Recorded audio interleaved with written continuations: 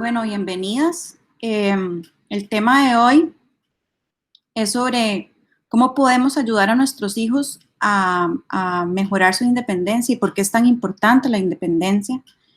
Y es que cuando nosotros pensamos como papás qué es lo que queremos para nuestros hijos, pues se nos vienen a la mente eh, las siguientes, las siguientes cosas, ¿verdad? Todos queremos que nuestros hijos sean felices, que sean exitosos, que sean seguros, que sean amados y que sean empáticos, ¿verdad? Yo creo que como papás todos queremos eso y esperamos eso para nuestros hijos.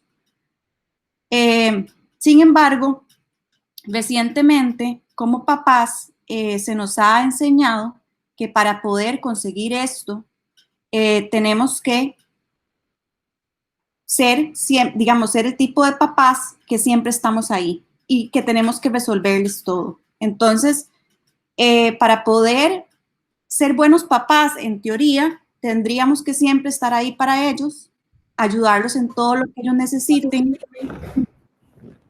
protegerlos, resolverles, asegurarnos de que tengan éxito en la vida y, por supuesto, ayudarlos a que no se frustren. Y es que, aunque a veces como papás tenemos las mejores intenciones y queremos lo mejor para nuestros hijos, en ocasiones tenemos los peores resultados. ¿Por qué? Porque lejos de poder lograr todo lo que queremos con este tipo de parenting que estamos implementando hoy en día, conseguimos todo lo contrario. ¿Y qué es?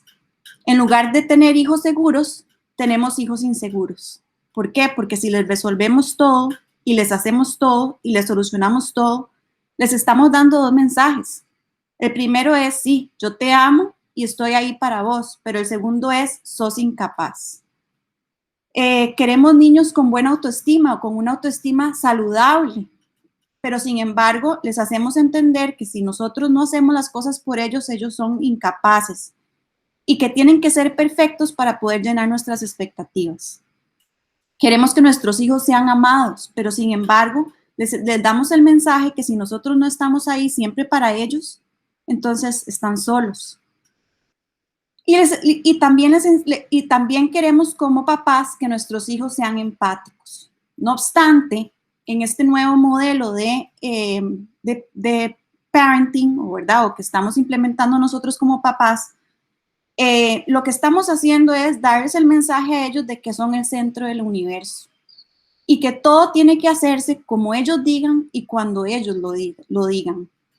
Y lejos de ayudarlos a manejar la frustración positivamente y ayudarlos a ser empáticos y resolver conflictos, estamos haciendo todo lo contrario. De ahí que yo digo que a veces como papás, a pesar de querer lo mejor para nuestros hijos, tenemos las mejores de las intenciones con los peores resultados.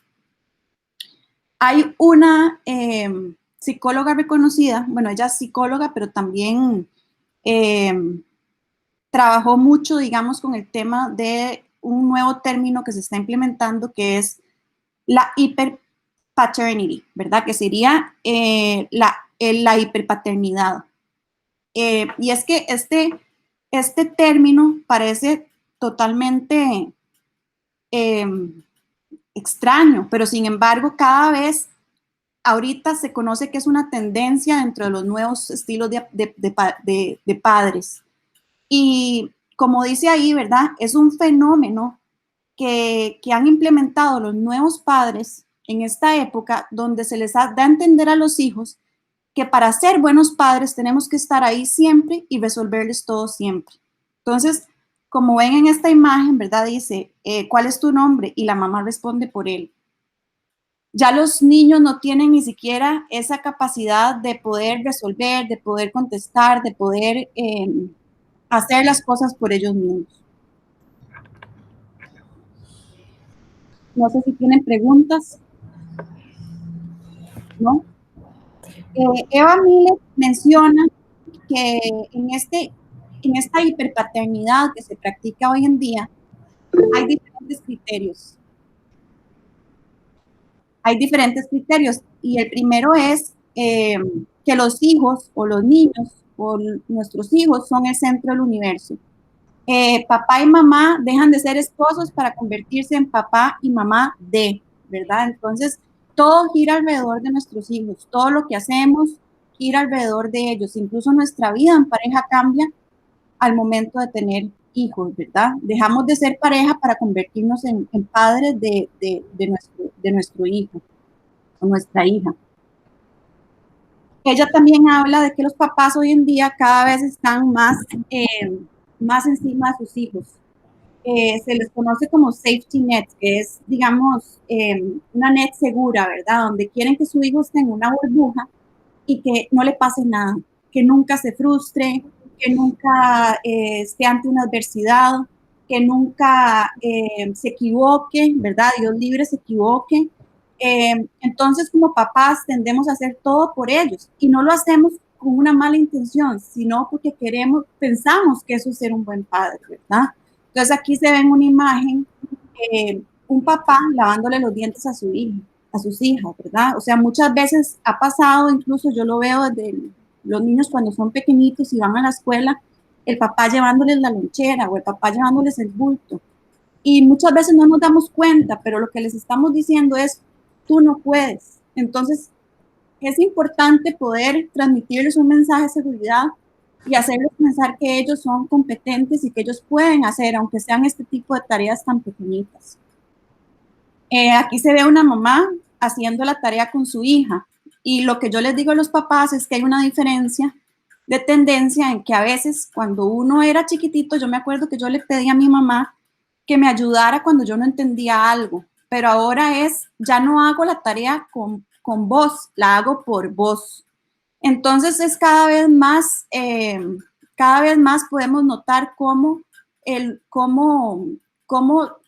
vienen esas tareas perfectas, sin errores, ¿verdad? Sin ningún error de ortografía, sin nada, ¿verdad? Y se sabe que son hechas por los papás y que como profesores o como docentes, el docente lo que espera es que sea un trabajo hecho por los niños. Otro de los parámetros que ella dice de este nuevo término de hiperpaternidad es que no les permitimos cometer errores, ¿verdad? Pensamos que nuestros hijos para ser exitosos tienen que ser el número uno, que no pueden equivocarse, que tienen que ser el mejor en natación, el mejor en karate, el mejor en fútbol. Entonces, eh, como dice Eva Miller en uno de sus ensayos, que es súper interesante, ella dice, son niños pequeños con agenda de ministros, ¿verdad? Están en 1000 actividades, están en 1000 cosas, después de escuela están en natación, en karate, llegan a las 8 de la noche cansados a hacer tarea y a dormir. Ya no tienen tiempo para jugar, ni para descansar, ni para ese tiempo, digamos, de ocio que es también importante para ellos como niños. Y pensamos que como papás, nuestros hijos van a ser más exitosos entre más cosas practiquen, entre más disciplinas tengan, ¿verdad? Y ella también habla de un punto clave que dice que los papás que tienen tendencia a tener hiperpaternidad,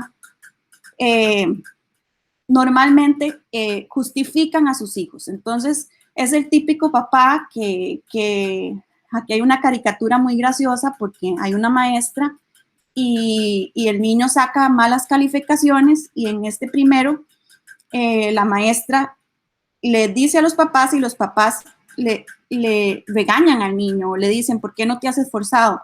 Y en la segunda, los papás justifican al niño y regañan a la maestra. Y aunque parezca caricatura y parezca, digamos, algo que no pasa en la vida real, es cada vez más frecuente que nosotros como papás, cuando nos digan algo negativo de nuestros hijos, brinquemos a defenderlos, sin ni siquiera poner en perspectiva lo que está pasando o el punto de vista de la otra persona. ¿Por qué? Porque los creemos perfectos. Eva Millet, cuando le hablaron de este término de hiperpaternidad, hablaba de 5 aspectos claves que podrían determinar si un papá está asumiendo este tipo de parenting. Y el primero son papás que tienen un plan para sus hijos incluso antes de haber nacido. Ni siquiera ha nacido el chiquito y ya saben que quiere que, ay, ojalá que mi hijo juegue fútbol como yo, ojalá que mi hijo pueda ir a una buena universidad, ojalá que mi hijo se gradúe con honores, ¿verdad? Y el chiquito ni siquiera ha nacido. Eh, Hacen el trabajo para ellos y no con ellos, que es lo que yo les decía a ustedes, ¿verdad? Que son el típico papá que pretende que los trabajos de su hijo tengan que ser perfectos y ya no es ayudarlo en las tareas académicas, sino es hacerle las tareas académicas, resolverle. Incluso es cada vez más visto que al chiquito se le olvida la tarea y el papá va corriendo a dejársela al colegio, ¿verdad? Este tipo de cosas lo que hacen es darle el mensaje al niño de que no es capaz. Esto me llamó muchísimo la atención, pero dicen que hablan en plural en vez de en singular. Entonces, por ejemplo, qué bien que nos fue en ese examen, nosotros podemos, vamos a lograrlo, hagamos esta, ¿verdad? Y aunque parezca que esto tampoco sucede, es súper común. Y si uno se va dando cuenta de estos patrones como papá, muchas de estas cosas uno las ha hecho en algún momento, ¿verdad? Donde uno le dice al hijo, hagamos esta, ven y vamos a hacer esta. Ni siquiera no le damos la oportunidad a él de hacerlo como él solito, sino que hablamos en plural. Lo que les decía, mi hijo siempre está bien y los demás son los que están mal.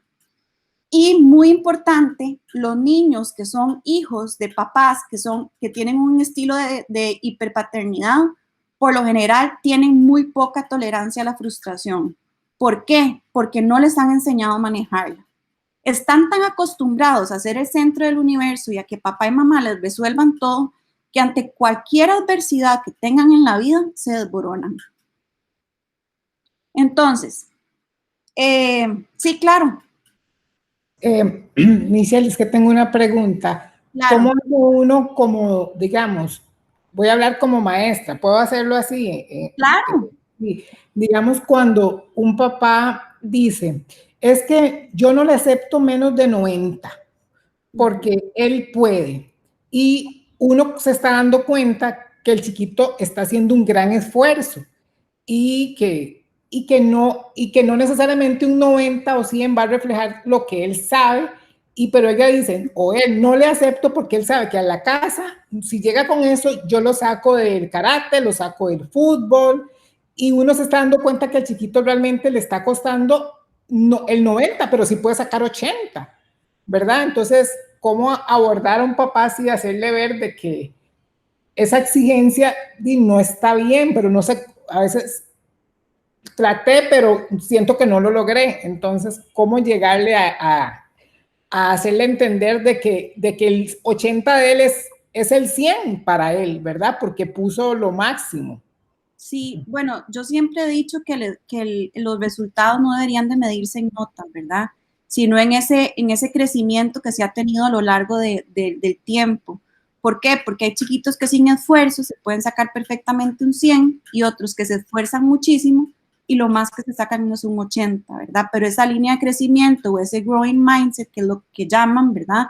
Es el chiquito que más ha crecido, que más ha aprendido, que más tal vez se ha esforzado. Entonces, yo lo que les diría a los papás es que cuando nosotros, nosotros exigimos a nuestros hijos a que saquen una nota y solo los calificamos con nota, les estamos enseñando que nuestra aprobación depende de un número y que lo importante no es el esfuerzo, sino es el número final, ¿verdad? Entonces hay que tener muchísimo cuidado porque eso lo que está generando es niños inseguros, niños ansiosos, niños con baja tolerancia a la frustración, con baja autoestima, ¿verdad? Entonces es lo que yo, digamos, recomendaría, ¿verdad? Que como papás siempre tengamos mucho cuidado en comparar notas, en que ellos vean, digamos, el resultado por una nota. Y yo creo que todos en algún momento lo hemos hecho, ¿verdad? Muchas veces uno dice, ay, pero ¿cómo te sacaste un 80, ¿verdad? Si estudiaste tanto. Pero yo creo que como papás a veces tenemos que ponernos a pensar que si ese niño hizo su mayor esfuerzo y verdaderamente trató y se sacó un 80, debemos de aplaudirle, igual que como el niño que se saca un 100 sin ningún esfuerzo. Gracias. Ok, entonces ella básicamente habla de esto. Yo creo que si nos ponemos a ver hoy en día y con este estilo de paternidad, que es la hiperpaternidad, cada vez hay niños más ansiosos, más inseguros y con menor tolerancia a la frustración. Y es que, digamos, en mis años como psicóloga, he escuchado muchísimas mamás que me dicen, ay, no, pero ¿cómo le voy a decir eso? Se me va a frustrar. O ¿cómo no, o sea, ¿cómo le voy a decir que no puede hacer tal cosa? Se me va a frustrar. O incluso mamás que me llegan a preguntar, y decime una cosa, ¿cómo hago para ayudarlo a manejar la frustración? Y mi respuesta es que la mejor manera de ayudarlos a manejar la frustración es permitiéndoles que se frustren. ¿Por qué? Porque si un niño, uno le ha resuelto todo y le limpia el camino, como dicen, de hecho hay un término que se llama limpianieve, ¿verdad? Porque les van limpiando todo el camino para que el niño nada más pase. Entonces, no van a estar generando ninguna herramienta para poder ellos hacerle frente a las dificultades y ante cualquier dificultad, como les decía, se desboronan y no pueden manejar la frustración. Entonces, las frustraciones no hay que evitarlas. Las frustraciones más bien son parte de ese crecer, de ese aprender a generar esas herramientas y a poder manejar la frustración en el futuro. Ella habla de estos términos, o sea, hablan de estos términos que son los que yo siempre recomiendo a los papás para ayudar a nuestros hijos a manejar la frustración positivamente. Y el primero es la paciencia. Y yo creo que cada vez se ha perdido más, ¿verdad? O sea, estamos acostumbrados a una gratificación inmediata. Mamá, quiero esto y se lo doy. Quiero tal cosa ya y se la doy. Quiere ser el primero en clase, entonces que participe. Los demás quieren participar, pero si el mío quiere participar, que participe, porque entonces este tipo de cosas han impulsado a los niños a no tener paciencia y la paciencia es clave para poder tener un buen manejo o una buena tolerancia a la frustración. ¿Por qué? Porque está comprobado que los niños que aprenden a esperar y que son pacientes pueden manejar mejor la adversidad. Les pongo un ejemplo, y esto yo lo había comentado en una de las charlas. Yo no sé si ustedes recuerdan un experimento que se hizo muy famoso que se llama Marshmallow Challenge, que se les pone a niños pequeños un marshmallow enfrente y se les dice, ya vengo, te tenés que quedar con el marshmallow, pero no te lo puedes comer. Muchos niños agarran el marshmallow, lo huelen, lo ven. Otros aprenden y no se lo comen y muchos no aguantan, inmediatamente se lo comen. ¿Por qué les cuento esto? Porque ese estudio que se hizo hace muchísimos años, luego de un tiempo se realizó una investigación y se siguió a los niños con los que se inició ese estudio hace muchísimos años y se demostró que los niños que habían sido capaces de esperar la gratificación o que habían sido capaces de tener paciencia, habían sido niños mucho más exitosos, con mejores social skills, con mejor conflict resolution y con mejores trabajos laboralmente hablando. Entonces, la paciencia es clave y nuestros hijos, el problema es que no están acostumbrados a ser pacientes. Ellos no están acostumbrados a esperar. En ese mundo en que vivimos, en que todo tiene que ser ya y todo tiene que ser como yo quiero, lo único que les estamos transmitiendo a ellos es que no tengan esa capacidad de esperar. Voy a ver qué dice doña Ángela. Hola Michelle, ¿cómo estás? ¿Cómo le va? Todo bien, por dicha. Mira, una duda, es que pues yo tengo dos chiquitos, la chiquita tiene 3 y Agustín tiene 5, pero la duda que tenía era, o sea, porque obviamente es como en niveles diferentes, uno tiene como para saber qué se puede esperar en cada edad. Pues porque no es lo mismo lo que uno puede esperar como del delay gratification de una niña de 3 a uno de 5, pero quería como saber o sea, cómo írselos como promoviendo de formas diferentes a través del tiempo. Sí, bueno, yo creo que es importante inculcárselos desde pequeñitos, ¿verdad? O sea, con lo que a lo que me refiero con la gratificación inmediata es que obviamente una niña de 3 años, pues no la vas a hacer esperar una semana porque ya se le olvidó qué es lo que quería, ¿verdad? Pero tal vez si ella dice, quiero jugo y mamá está haciendo algo más, que ella aprenda a que mamá está haciendo algo y que luego cuando mamá termine te va a traer el jugo, pero que no todo es inmediato, porque yo creo que ahorita como papás cometemos ese error de dejar todo lo que estamos haciendo para poder servir a nuestros hijos, sin darnos cuenta que lo que les estamos enseñando es a no saber esperar. Entonces, con cositas pequeñitas que uno vaya implementando, cambios, esas cosas que les decía, por ejemplo, que puedan ellos solitos llevar el bulto en la mañana en la escuela, que solitos se traten de lavar los dientes, que aprendan a esperar ratitos pequeños, que aprendan que a veces, ¿verdad? Se pierde y a veces se gana. Estamos enseñándoles a ellos un montón de herramientas que a futuro les van a ayudar a manejar la frustración positivamente.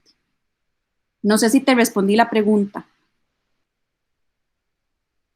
Sí, muchísimas gracias, Michelle, muy claro. Ok. Entonces, como les decía, el saber esperar o la paciencia es clave, fundamental para poder manejar la frustración positivamente. Y como le decía doña Ángela, es algo que se tiene que inculcar desde que están pequeñitos, enseñarles a esperar, a que no todo es inmediato, a que no todo es cuando ellos quieren, es fundamental. Después, que puedan cometer errores, ¿verdad? O, como les decía, hoy en día nuestros hijos esperan que todos sean, o sea, que no pueden, nuestros hijos cada vez exigen mucho más y creen que para que nosotros los queramos tienen que llenar ciertas expectativas. Entonces, cada vez vemos niños que con niveles de ansiedad súper altos porque son chiquitos que necesitan ser perfectos para poder llenar las expectativas, ya sean de sus papás o de sus profesores, ¿verdad? Entonces, el cometer errores es indispensable, que ellos sepan que los errores son los que nos ayudan a crecer. Entonces, yo le digo a mi hijo, por ejemplo, cuando él comete un error, yo le digo, qué bien que cometiste un error, porque entonces aprendiste a que ese error no lo vas a cometer 2 veces. Y si lo cometes 2 veces, entonces todavía tenés tiempo, espacio para aprender. Yo le digo a él que los errores son, como por decirlo así, cuando uno comete errores, es como si uno estuviera dándole pesas al cerebro, porque entonces, así como cuando uno hace ejercicio y va al gimnasio y hace pesas, tus músculos crecen, cuando uno comete errores, es como si estuvieras ejercitando el cerebro y eso lo ayuda a crecer y a mejorar. Entonces, es importantísimo que ellos desde pequeños aprendan a manejar, a cometer errores, ¿verdad? O sea, que no sea siempre como antes, ¿verdad? Que era típico que jugamos un juego de mesa y mi hijo siempre tiene que ganar. O sea, nunca puede perder, porque si no se va a frustrar. O que hacemos una carrera y tiene que llegar de primero. O como decía Miss Bogle, ¿verdad? O sea, que es el que siempre se tiene que sacar 100 en todo, porque si él puede y si no, entonces no llena mis expectativas. Entonces, es importantísimo que se equivoquen, que sepan que equivocarse es parte de ese crecimiento y que equivocarse está bien. Y una de las cosas que tenemos que hacer como papás es modelarle que nosotros también somos imperfectos, ¿verdad? Porque muchas veces cuando yo les pregunto a los papás, me dicen, ay, es que mi hijo no maneja la frustración, es que es demasiado ansioso. Y les pregunto, ¿y cómo sos vos como papá? Entonces me dicen, bueno, sí, es que yo también soy un poco perfeccionista. Entonces, analizarnos nosotros también como papás y ver y que nuestros hijos vean que nosotros también nos equivocamos. Incluso a veces les recomiendo a los papás que sea adrede, o sea, que ellos vean que a veces y mamá también no supo cómo se hacía una multiplicación o mamá no supo cómo, o sea, se le cayó la taza y se le regó un poco la leche o cosas así cotidianas, pero que nos hagan ver, ¿verdad? Que les hagan ver a ellos que todos cometemos errores, porque cuando hay niños muy perfeccionistas, por lo general tenemos que analizar de dónde es que viene ese patrón y probablemente o les estamos exigiendo demasiado o nosotros también somos muy perfeccionistas como papás. Promoverles la independencia, que yo creo que toda nuestra charla se ha basado en eso, ¿verdad? En cómo esas pequeñas cosas, esas pequeñas tareas que ellos hagan solitos, los va a ayudar a ser niños seguros, a ser niños exitosos, a ser niños con buena autoestima. ¿Por qué? Porque eso les da el mensaje de que sí son capaces y de que sí pueden. Y por último, que yo creo, y lo puse de último porque yo creo que es lo que más se está perdiendo hoy en día, es permitirles jugar.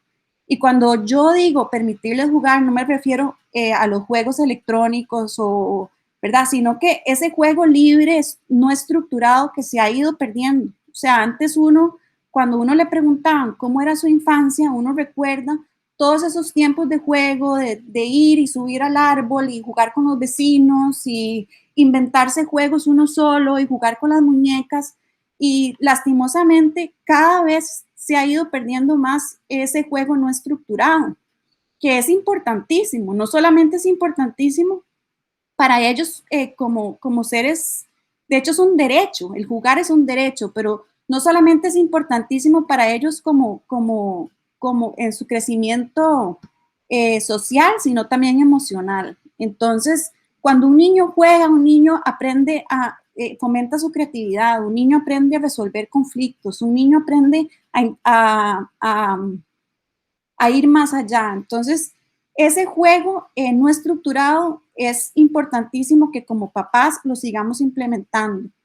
Esas agendas de ministro que les decía yo a ustedes, donde el niño no tiene pero espacio ni para respirar y donde cada vez está perdiendo más ese juego no estructurado, es importante ponernos a analizar si verdaderamente con eso estamos haciéndoles un bien o no les estamos haciendo un bien a nuestros hijos. Y por último, yo puse este quote porque me gustó mucho. Dice, a lot of parents will do anything for their kids. Es decir, nosotros como papás siempre vamos a hacer todo por nuestros hijos, except let them be themselves, ¿verdad? Entonces, se los dejo para que puedan analizar un poquito, ¿verdad? Que muchas veces como papás lo que se recomienda para que un niño sea independiente, para que un niño pueda ser seguro de sí mismo, es lo que dicen una sana desatención. Es poder observar y que ellos sepan que uno está ahí como papá siempre, pero sin siempre intervenir. Y es cada vez más, digamos, uno lo ve en los chiquitos de kinder, que hay chiquitos que se caen y inmediatamente el papá va a levantarlos, ¿verdad? O sea, y después cuando están en el kinder, ni siquiera se caen y se le quedan viendo a uno como diciendo, me vas a venir a levantar, porque ya ni siquiera saben cómo poder levantarse por ellos mismos. Entonces es básicamente eso, es darle las herramientas a nuestros hijos para que sean niños seguros, exitosos y con una buena autoestima. No sé si tienen alguna pregunta.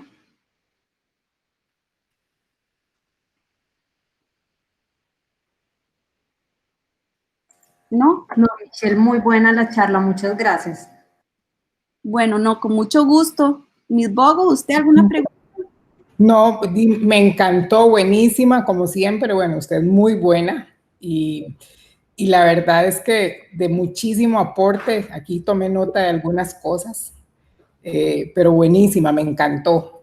Bueno, qué bueno que me metí. Muchas gracias y cualquier pregunta que tengan, ya saben que aquí estamos para ayudarlos en lo que necesiten. Michelle, una pregunta, ¿queda grabada? Es que les estaba escribiendo ahorita al chat de las mamás del grupo. Ajá. De Montessori, pero no sé si queda grabada o sea, ellas pueden entrar al link y ahí aparece la grabación o cómo es. Sí, está quedando grabada y la vamos a poner en el Connect. Entonces mañana va a salir en el Connect para que la puedan ver. Ah, súper. Ok. Bueno, no, muchas gracias. Voy entonces a dejar de grabar nada más. Les agradezco que hayan venido y cualquier cosa, ya saben, ¿verdad? Pueden contar con nosotros para lo que necesiten.